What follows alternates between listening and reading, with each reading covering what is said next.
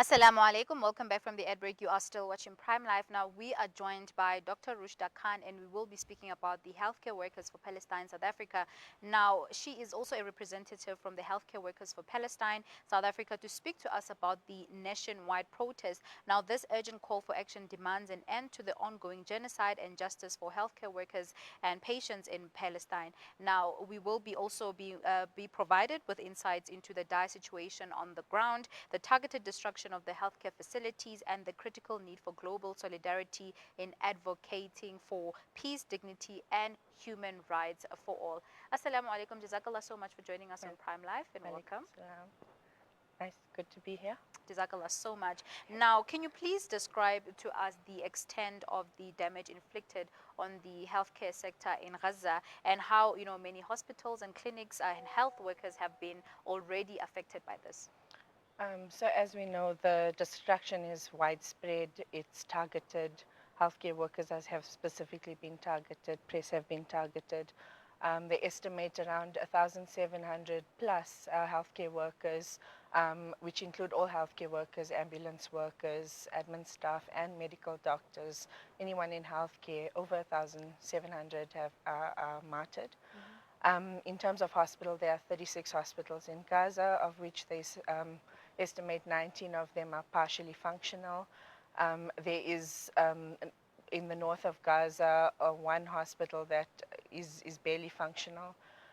In terms of clinics, I did get that. So 94% basically of all hospitals are very badly affected. And it's estimated 38 to 43% of the public clinics have been affected, and the ones that are working are barely functioning. We know that there's a blockade, that medical supplies are very short. So yeah, basically it's a catastrophe. That's very unfortunate, because I mean, if that's a very high percentage, and the percentage that Extremely. you've mentioned, because it's very concerning. Now, can you tell us, what does the HCW for Peace SA hope to achieve with this, nationwide protest? So we have had already, this would be the third month that we're running the protests. Specifically, so we had one, this is October, so September. So we started in August. It's the first Thursday of every month.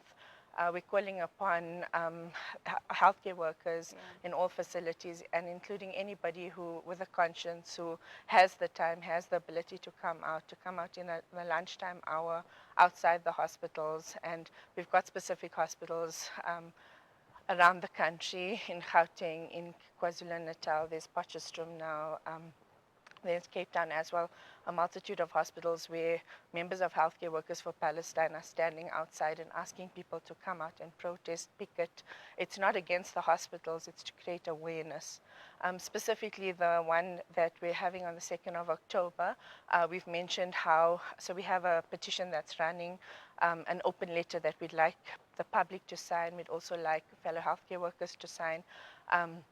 Specifically asking the World Medical Association to condemn what, the Israeli Medical Association, to kick them out of the World Medical Association, to acknowledge the genocide, because Physicians for Human Rights Israel, Doctors Without Borders, recently the British Medical Association have all been vocal about how this is a genocide, about the decimation of healthcare, and how all healthcare workers and healthcare facilities should be protected regardless of conflict. Yet our South African institutions have remained silent. So we're part of the public letter is asking that our institutions also speak up against what's currently happening, and part of our protest is to gain awareness about that. Our call for South African healthcare institutions to speak up against the genocide, and to speak up against what Israel is doing in Palestine.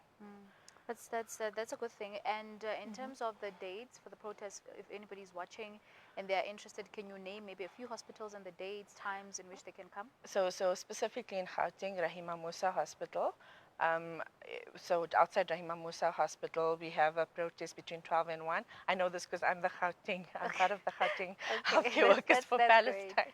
And then outside Charlotte Matreke Hospital, across the road on the Yale Road. It's between 1 and 2. So there's I think 8 Cape Town hospitals I can check, and 2 in KZN and 1 in Potchefstroom. Each one has different times, anywhere between 12 and 2. So those are circulating widely. There's also like a South African events channel you can follow on WhatsApp, which updates you on a lot of events, and our posters also on there. So that people can check within their city where the protests are happening, and we're calling on other colleagues in other provinces, in other hospitals, to stand outside. You can be one person, you can be 10 people, you can be many people, but it's the fact that you're there, that you are being vocal, that people who may not actually know what's going on would ask questions, and so that we can actually bring awareness to what's happening, and call on our colleagues who are in healthcare to speak up.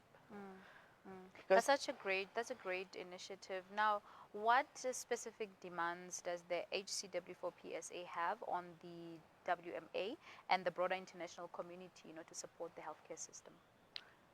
So specifically the WMA, we want, as I mentioned, we've this running letter.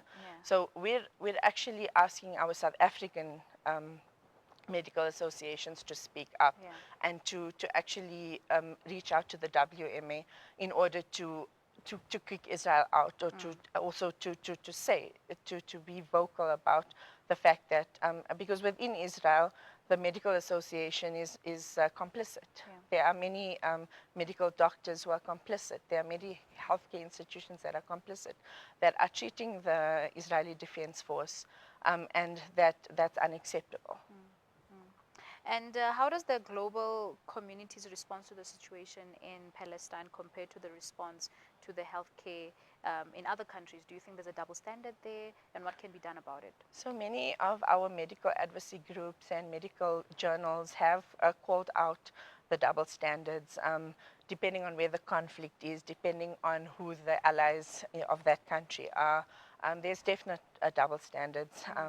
As we know, for instance, in Ukraine, the outcry was very, very fast, not necessarily just about healthcare, but about the conflict there. So there are definite double standards, and we are, the whole point is that as healthcare professionals, it shouldn't matter where the conflict is. We should be protected. Healthcare should be protected. Civilians should be protected. Press should be protected. So there are definite double standards, but that is why the awareness is important, that we need, the world is waking up, but we need our fraternity to also speak up, because it's not universal, where people are saying that this is actually not okay. That's the unfortunate part, because I mean, there are people that are still watching what's happening, and they still think, they're still neutral about situations, and people are dying, and like the percentages that you have mentioned are very alarming. And I want to talk about similar events that are happening. Should we look out for similar events at other countries? People that are watching, you never know where this clip might go. Are there similar events in other countries, or this is the first in South Africa? No, so Healthcare Workers for Palestine is a global organization. We're just the South African version of Healthcare Workers for Palestine. Across the world, there are not only Healthcare Workers for Palestine, but other health advocacy groups that are having protests. They are having, letters, open letters. They are having the different versions of protests, or pickets, and it's happening across the world. We know that our civilian populations are speaking up across the world. It's our governments that need to step up. So in terms of South Africa, we have an Instagram page. We do run our events through our WhatsApp groups. We share them widely. So and then it's not only for healthcare workers; it's for anybody who wants to join us. And in other countries, there's a global Healthcare Workers for Palestine group. Each country has their own events. So our event on the 2nd of October is specific to South Africa. It's specific to South Africa. And let's talk about the support from, other healthcare organizations, unions, or civil society group for this protest. Have you received any? So Healthcare Workers for Palestine is a PSO of the BDS coalition.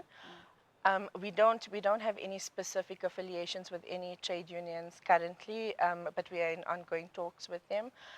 But in terms of, you mean events, etc. So I think most of the advocacy groups, we do join in or partner up for events specifically, but there's no specific trade union that we're affiliated to. And specific to the 2nd of October picket protest, it's not, it's Healthcare Workers for Palestine that is running it, and it's open to anyone to join. I mean, Dr. Rushdah, this has been very insightful, and I hope people that are watching right now can understand the importance of actually standing up for the healthcare sector, because it's not just the people that are being affected, but if their healthcare system is also broken, that's also another fight. And I'm glad that there are people like you and the people that you work with that are at the forefront of making sure that we advocate for the healthcare workers. So thank you so much for your time. Sure. Thank you. You're welcome. Viewers at home, that was Dr. Rushdah Khan, and we were just speaking about the protest that will be happening. And just a reminder, it will be happening at the AAK Hospital main entrance on Barnard Road. The protest is scheduled to take place or start from 12 to 1, and also outside the Rahima Musa Hospital, the protest is scheduled to start from 12 to 1 p.m. But viewers at home, on that note, it's time for us to head over to a quick break. We'll see you right after this.